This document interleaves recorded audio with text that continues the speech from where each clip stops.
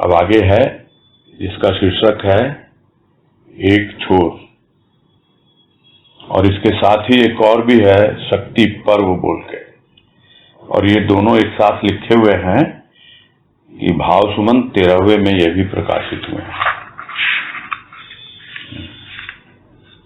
खैर लेते हैं पहले एक छोर।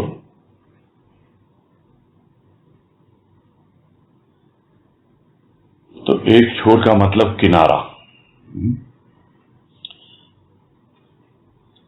तो किनारे पे यदि आ गए तो स्वाभाविक है अपने आप ही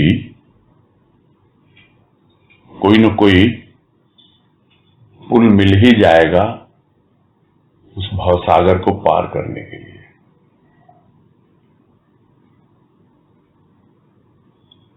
छोर मिलना चाहिए। एक छोर भी अगर मिल गया तो हम उसको पकड़ सकते हैं। दूर से हमें लगता है क्षितिज छोर है। क्षितिज छोर यानी जहां धरती और आकाश मिलते हैं, किंतु वो कभी पकड़ में नहीं आते।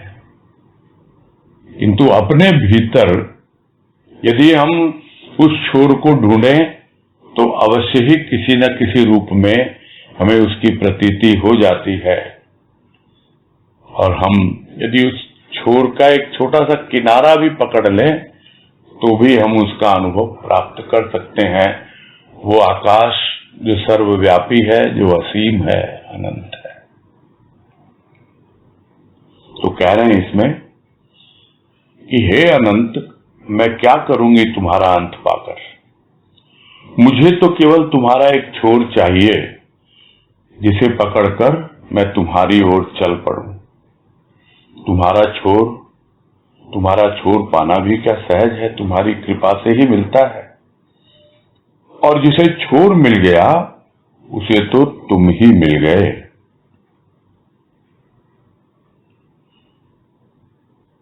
तो अनंत का अंत तो कोई पा नहीं सका है। ये तो बहुत अच्छी बात है। शुरू शुरू में ही अगर समझ में आ जाए कि मैं क्या करूंगी तुम्हारा अंत पाकर क्योंकि ये तो ऐसा असीम अनंत है जो लगता है कि ये क्षितिज छोर मुझे मिल जाएगा और मैं चलता चलूं, कभी नहीं आता। भीतर में अनुभव में आ गया, पकड़ में थोड़ा सा भी आ गया एक छोर भी, तो हम उसकी ओर बढ़ जाते हैं। ये अंतर यात्रा है जिसको हम समझ सकते हैं कि थोड़ा सा भी एक अनुभव उसका मिल जाए, उसके प्रेम का, उसके भाव का। एक क्षण भी यदि वो समर्पण का हमारे जीवन में ठहर जाए, बस उस समर्पण के क्षण को हम पकड़ लें और अपने आप ही हमारी यात्रा प्रारंभ हो जाती है, और वो क्षण युगों में बदलने लगता है। तो क्या करूंगी मैं तुम्हारा छोर, अनंत का अंत पाकर। छोर ही काफी है, यही कह रहे हैं राजमा। और अगर उसको पकड़ लिया मैंने तो फिर मैं आगे बढ़ सकती हूं। तो क्या वो भी आसान है? तुम्हारी कृपा हो तभी संभव है ये, नहीं तो संभव नहीं है। और जिसे मिल गया तुम्हारा छोर, भाई उसे तो तुम ही मिल गए, क्योंकि तुम एक समान।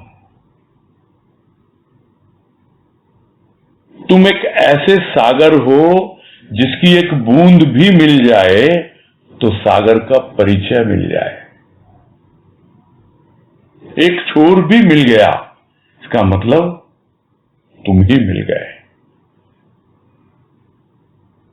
अनुभव होना चाहिए, स्वाद की पहचान होनी चाहिए कि ये सागर का जल है, इसका स्वाद ऐसा होता है।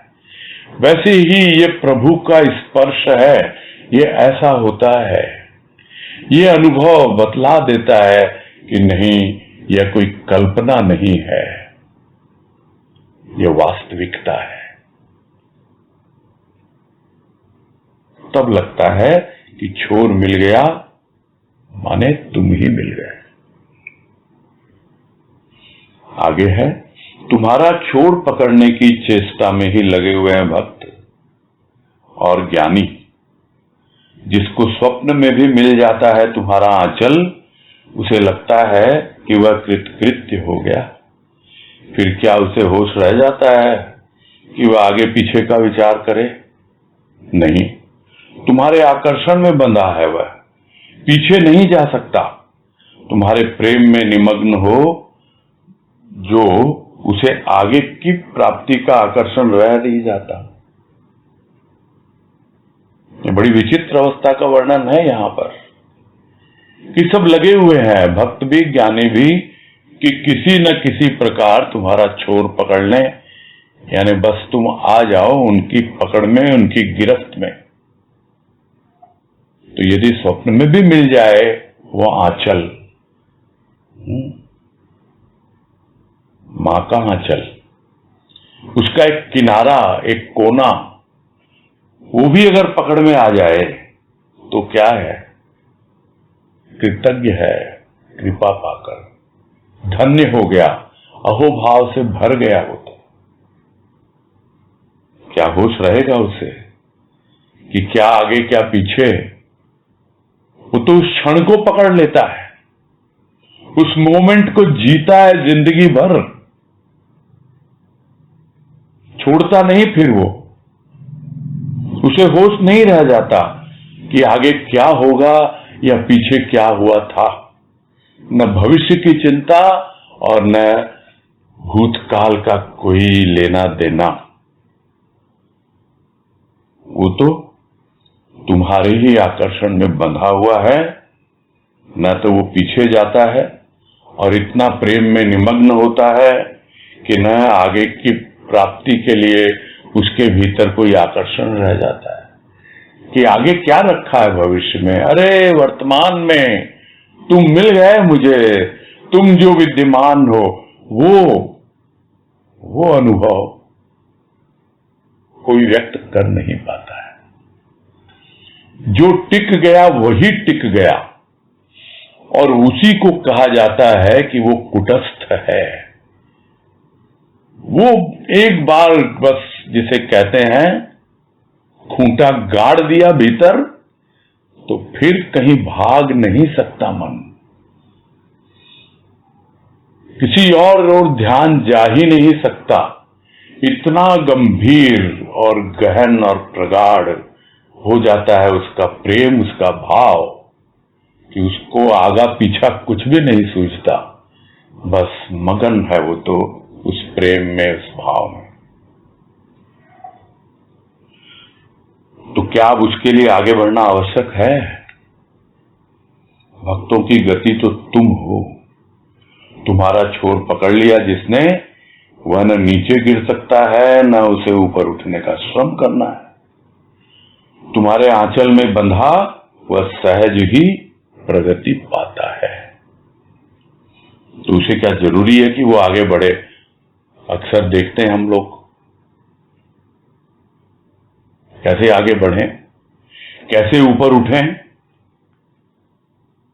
अरे भाई, जिसको उसका छोर मिल गया, जिसने उसका छोर पकड़ लिया, वो क्या सोचेगा इसके बारे में कि उसको आगे बढ़ना है?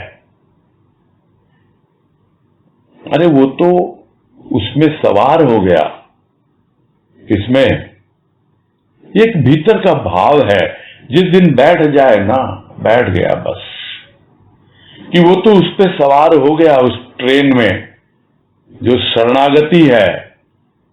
शरण में गति ही गति है, आगे ही आगे बढ़ना है, ऊपर ही ऊपर उठना है। उसको विचार करने की जरूरत ही नहीं पड़ती। क्यों? क्योंकि भक्तों की गति तो तुम हो,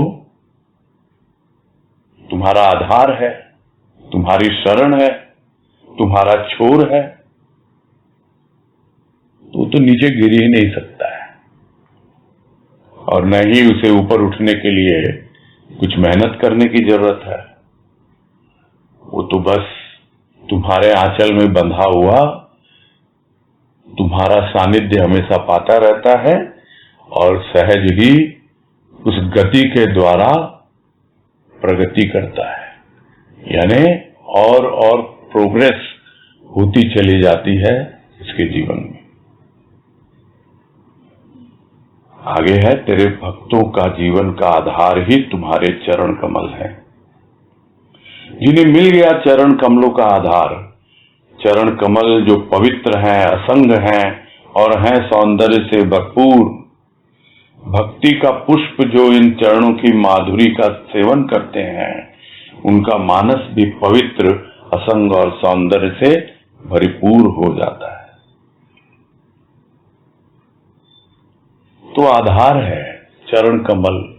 तो पहले बताया आंचल का छोर, अब कह रहे हैं चरण कमल।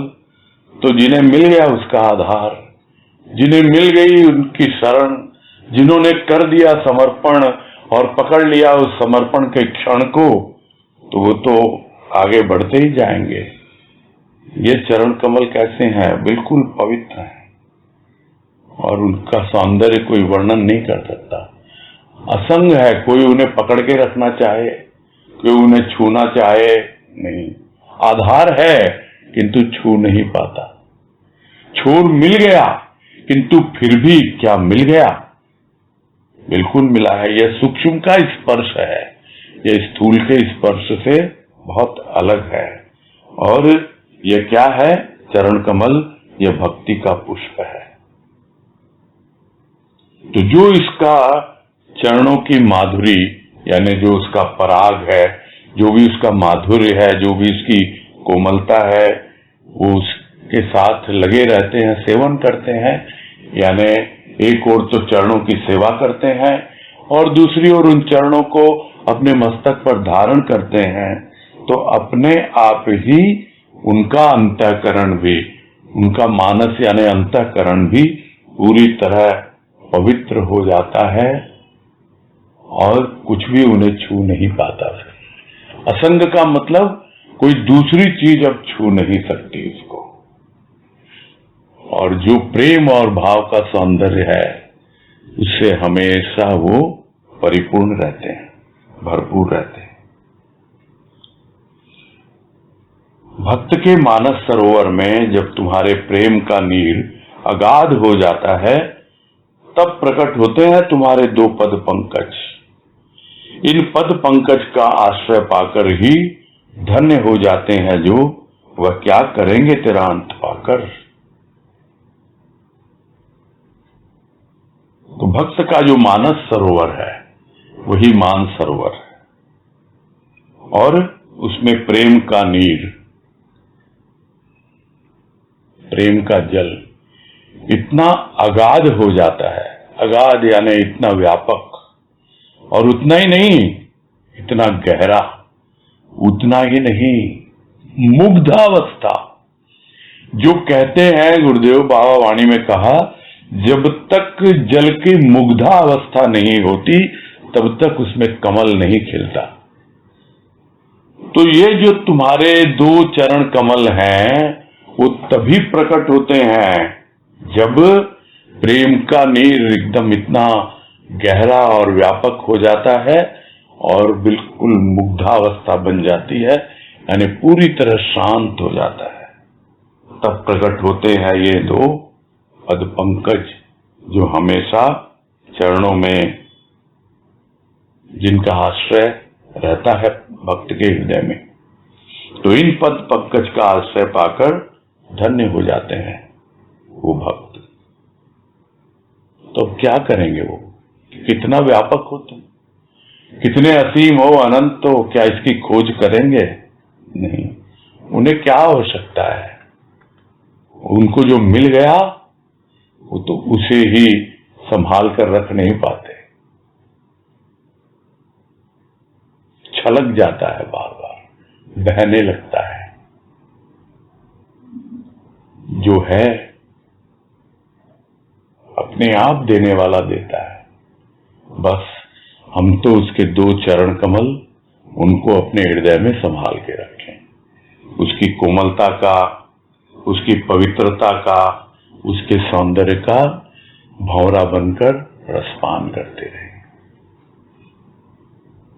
तो ये लेख भी यही पूरा होता है।